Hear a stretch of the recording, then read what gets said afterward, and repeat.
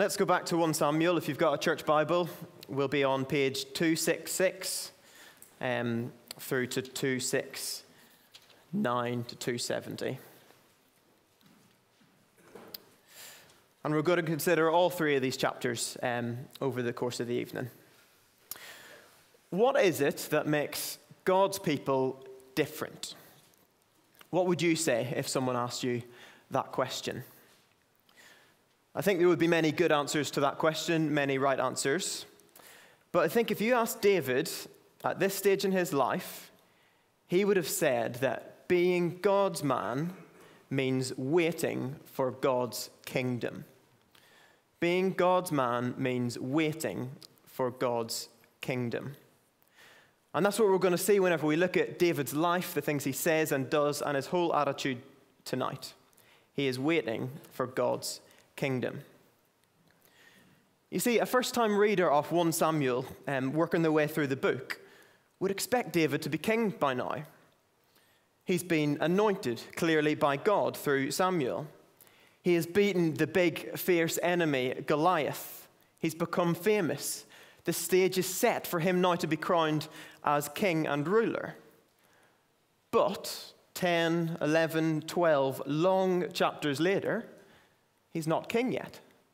In fact, he's nowhere near it.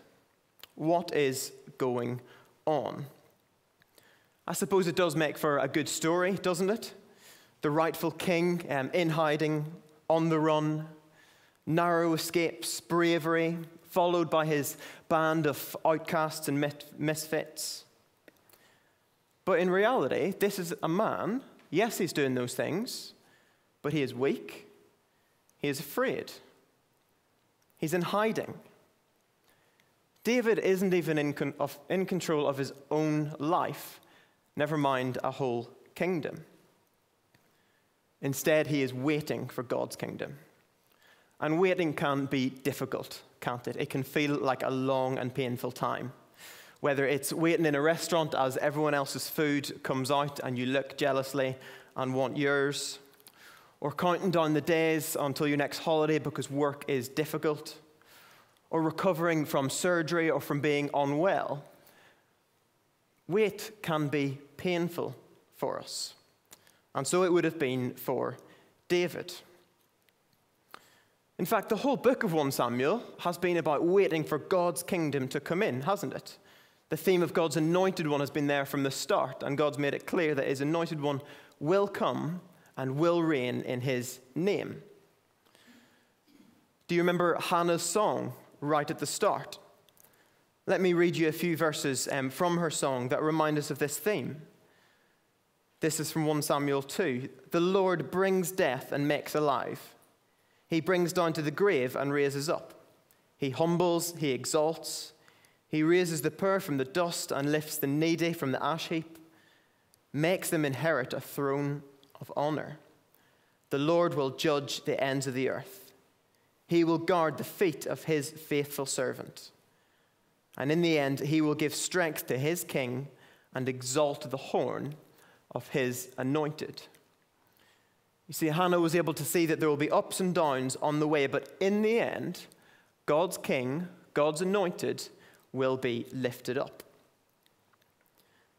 And that's what David needs to believe in these testing times, isn't it?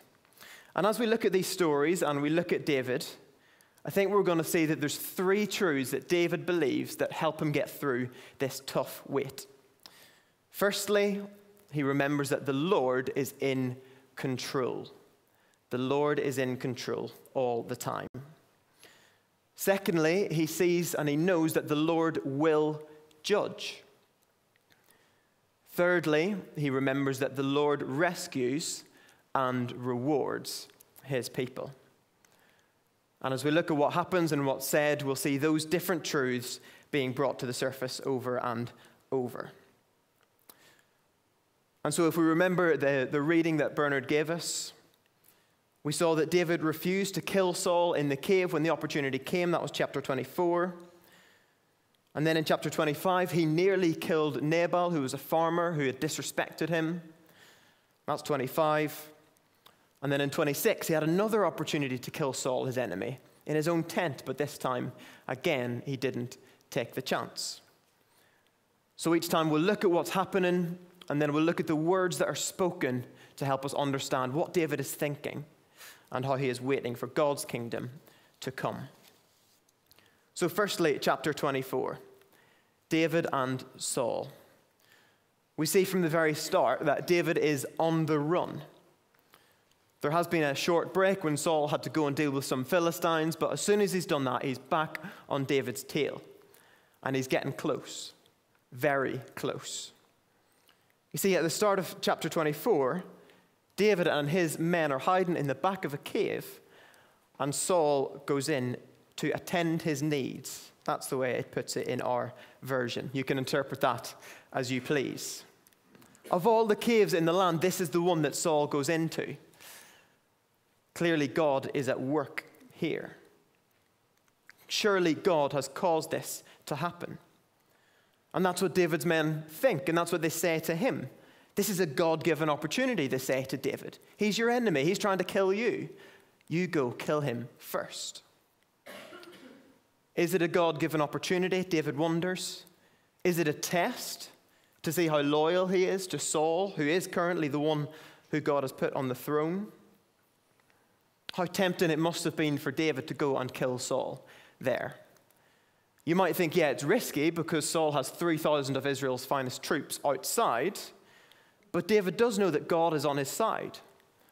So I'm sure that David would have been thinking, maybe, just maybe, this is the way that God's going to put me on the throne instead of Saul. From his point of view, it would have made sense to have killed Saul there. And he wants to attack. You can see that in the verses at the start of 24. He even gets close enough to cut his robe. But then he stops. And he feels guilty. He's conscience-stricken because of what he's done. And then he has to turn to his men and hold them back. He restrained them. He wouldn't let them do it.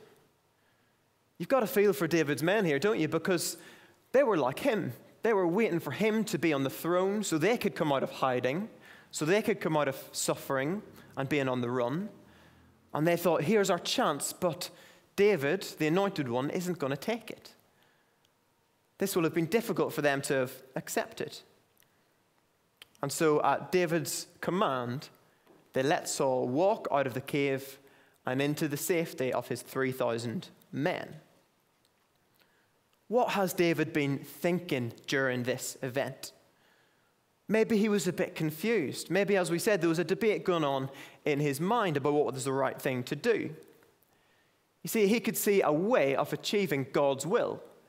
He knew that it was God's will for him to come and be king. God had said it, I will make you king.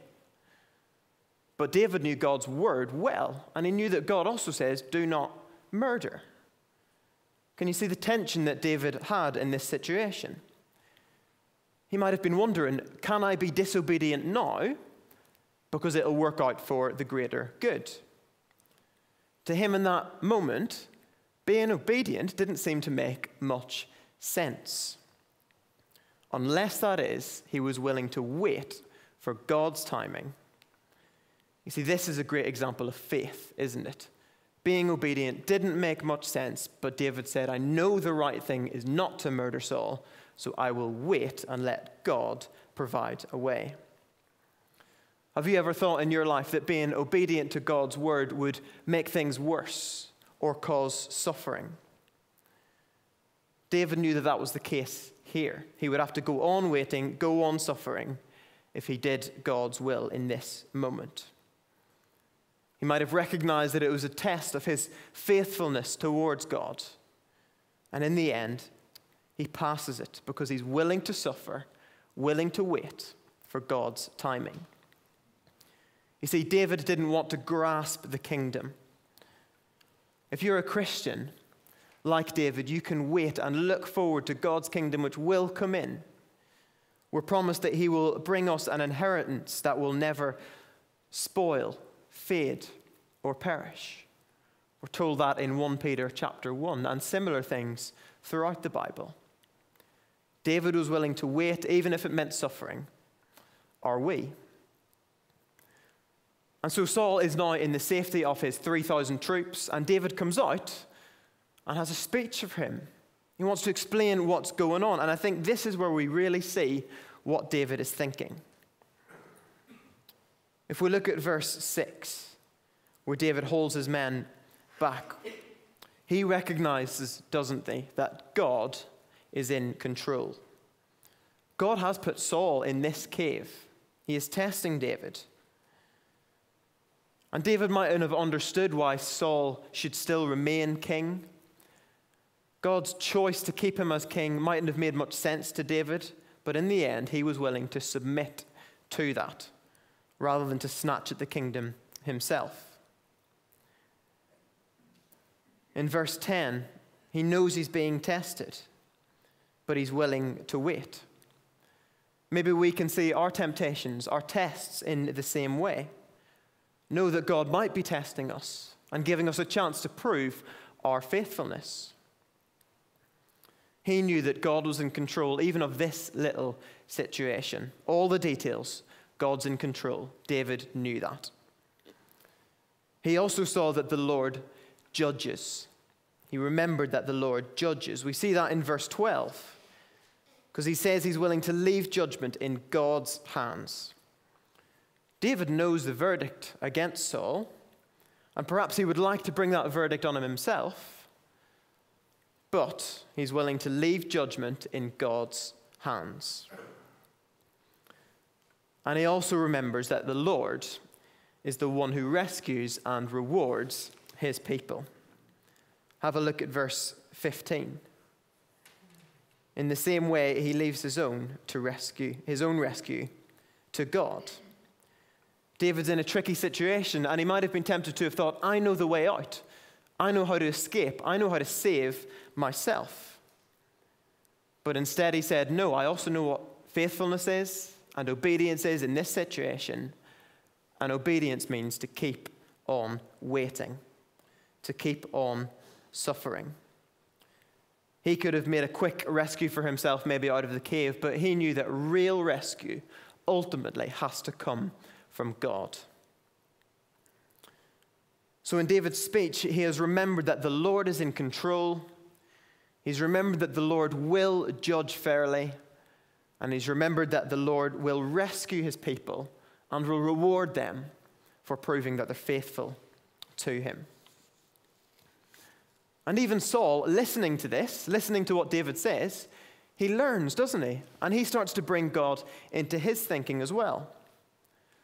And unfortunately, we see that this is short-lived for Saul, because quite quickly he forgets about God. But it is still God-honoring whenever an enemy remembers God.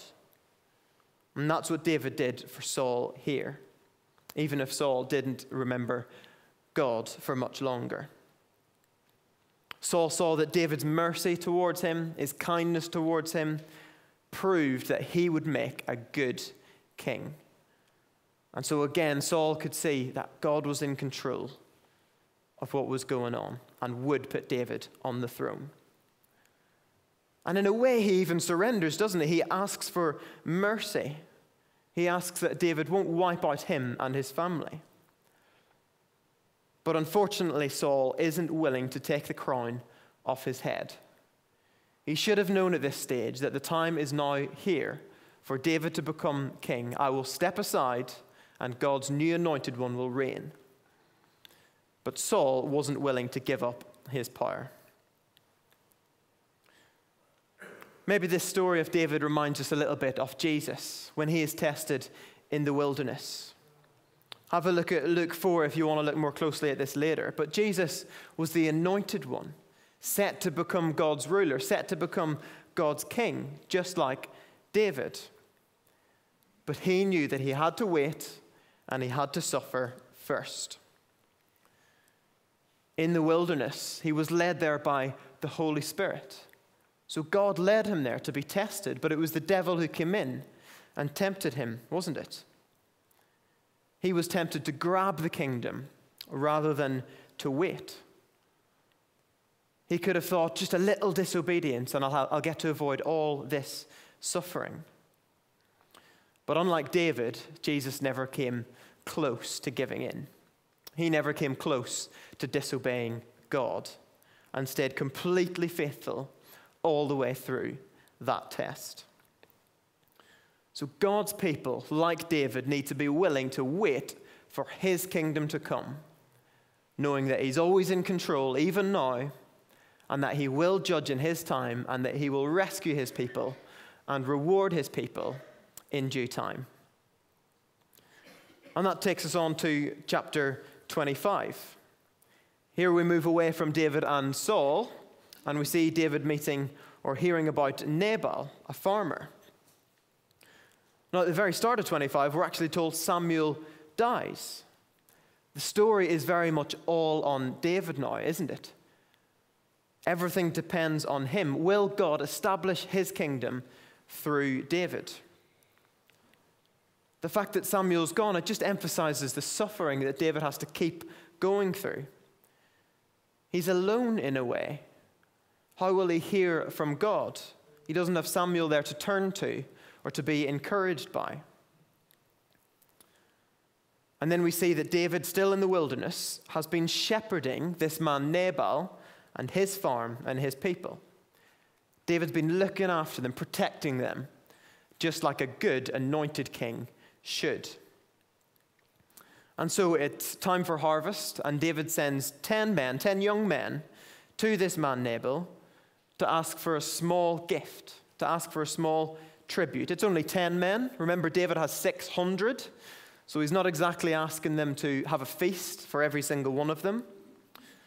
And 10 young men is not a threatening number that David is sending to Nabal. And if you look at what these men say, verse 6, peace be to you. Verse 8, he says, please give whatever you decide. He's asking for a willing gift. I think what we have here from God's anointed king, God's future king, is an invitation to Nabal to be loyal to him. It's not a forced surrender.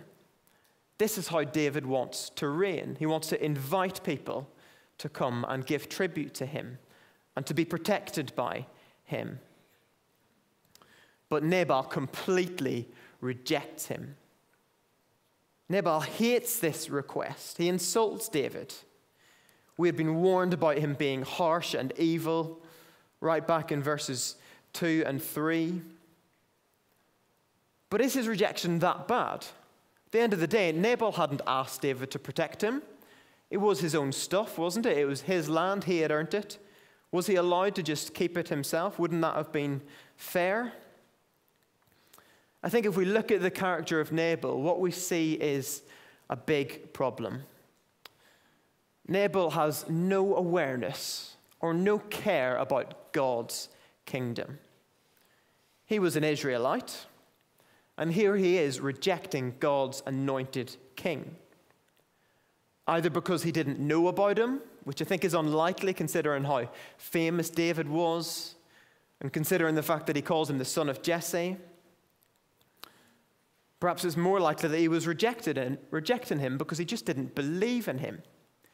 He thought about David in hiding, in weakness, and thought, I can't be loyal to him. He couldn't be God's anointed king. Why should I give any gift to him? He is only Jesse's son, humble and unimpressive.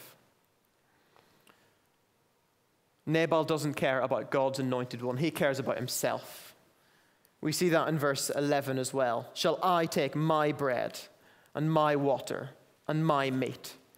He's living for himself, isn't he? He wants to keep everything for himself. He's living as his own king. And we'll see that really clearly towards the end of the story as well. And living as your own king, as though you're in charge, that's sin, isn't it? God is the one who is in charge. And it's his king that we must submit to. And so David hears about this rejection, and he thinks, swords. Strap on your swords, gets his own, and he takes his men, 400 of them, to go and teach Nabal a lesson. Rejecting God's anointed one is a very serious crime. In David's eyes, it might have even been treason. But here David is acting so quickly, isn't he? He's just acting in anger. It looks like David has forgotten God. He's acting very differently from he did in the earlier encounter with Saul. His reaction is understandable.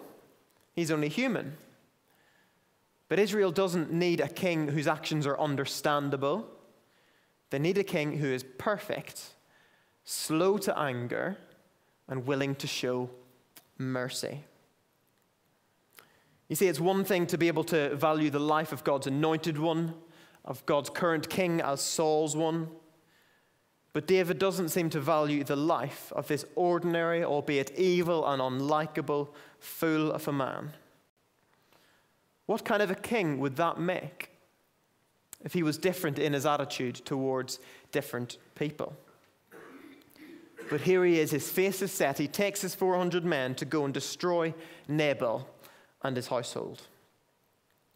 Until, that is, he meets Abigail, who is Nabal's wife. And we're told from the very start that she is a woman to keep an eye on.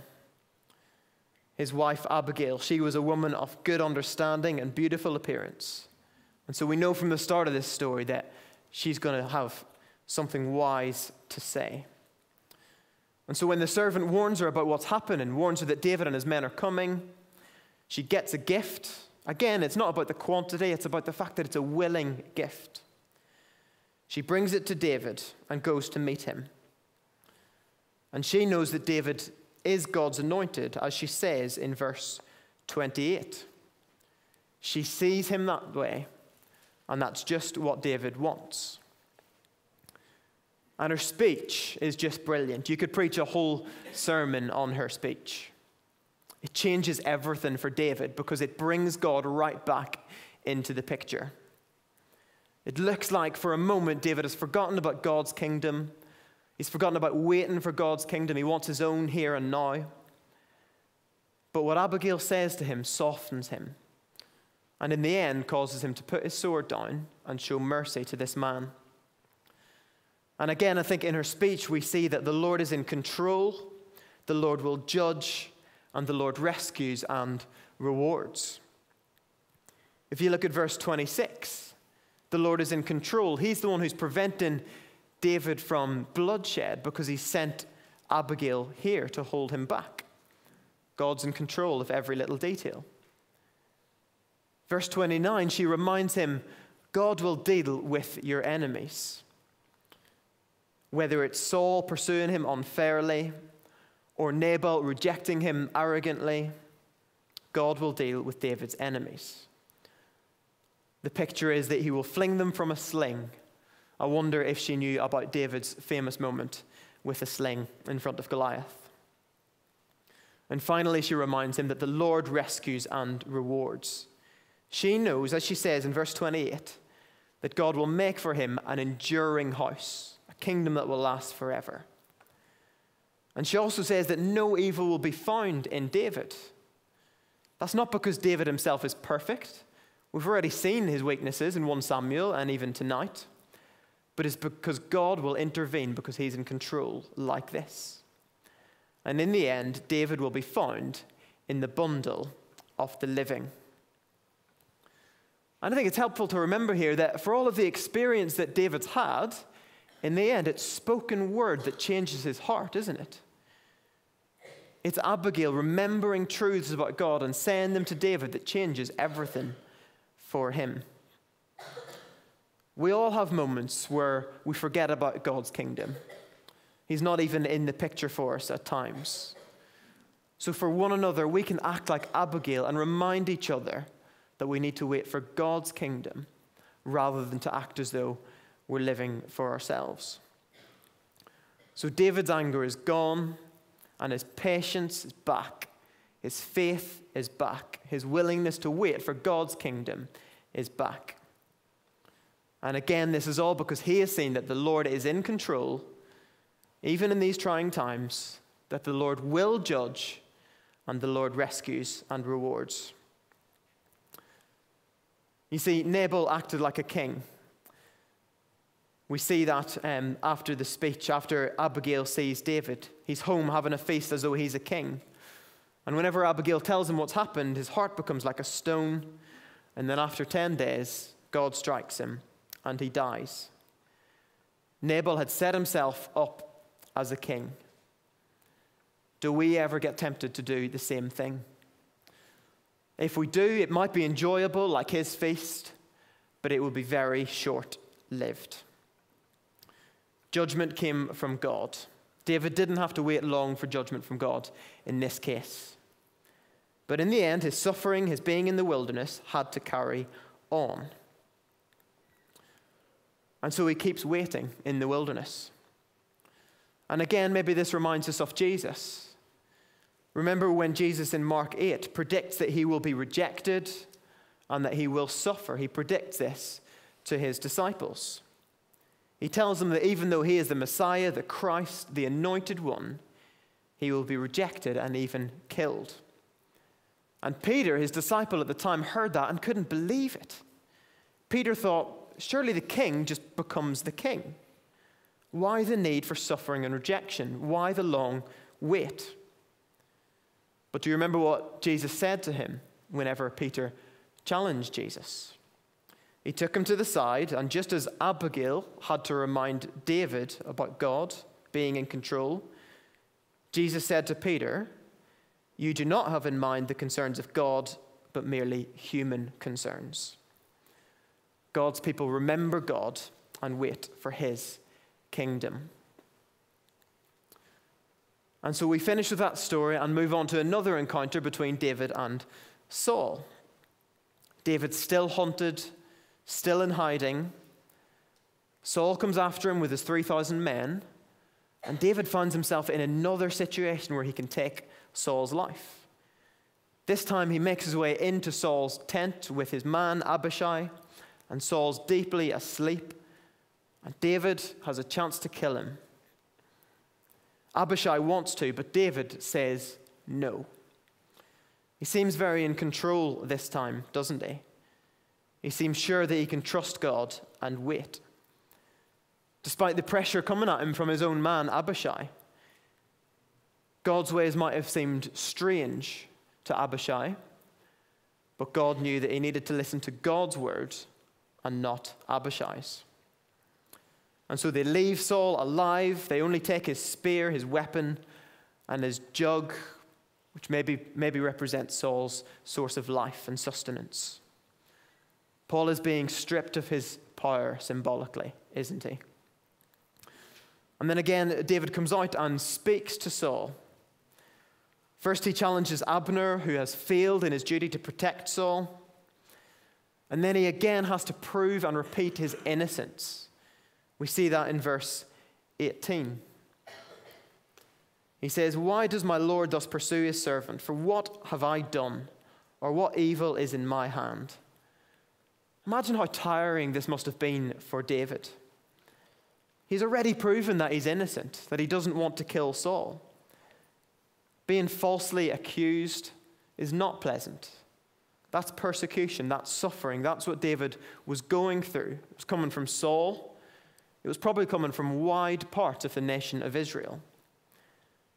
But David was enduring it as he waited for God's kingdom.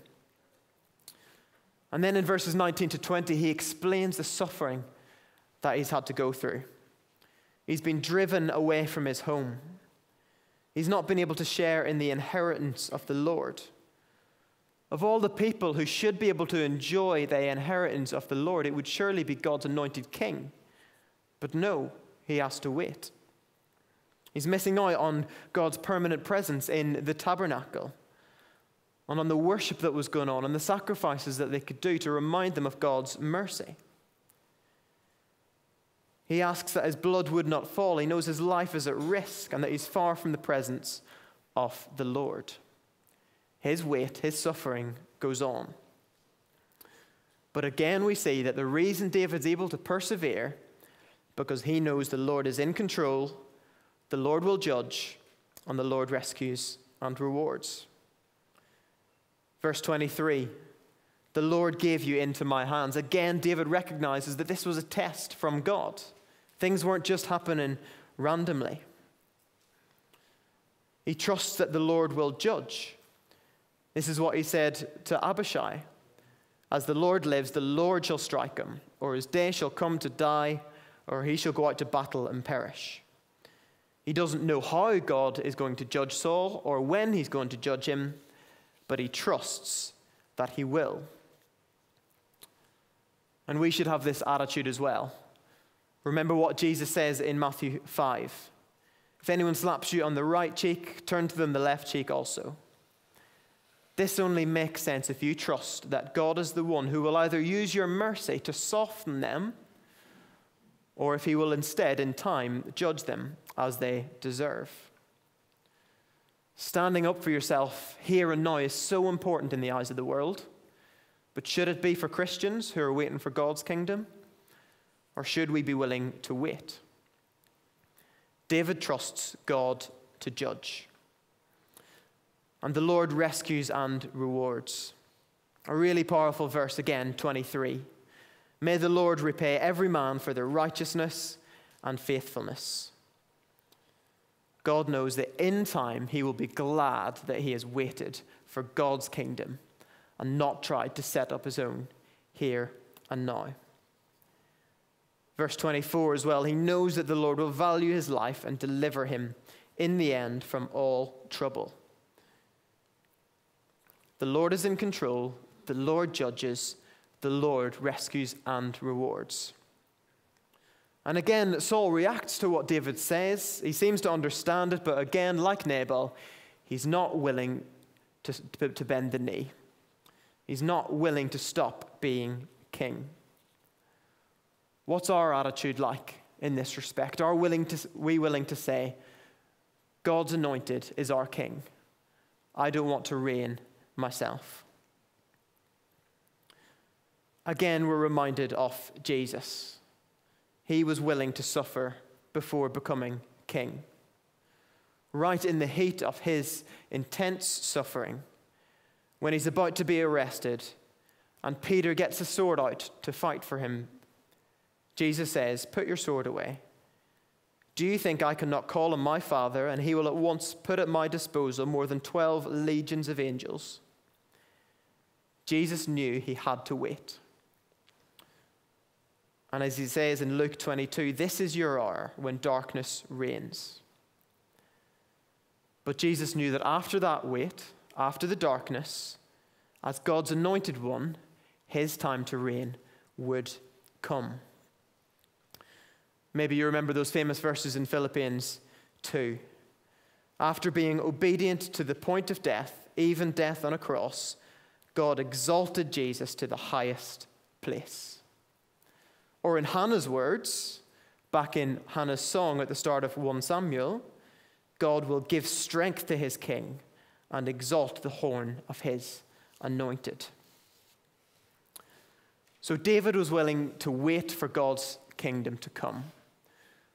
We see that Jesus was willing to wait and to suffer until God's kingdom came, until he himself was put on the throne as the ultimate Christ, the ultimate anointed one. And we must be willing to wait in the same way. So let us learn from their example. We're pointed to Jesus in Hebrews 12.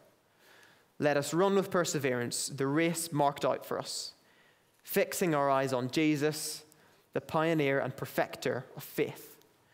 For the joy that was set before him, he endured the cross,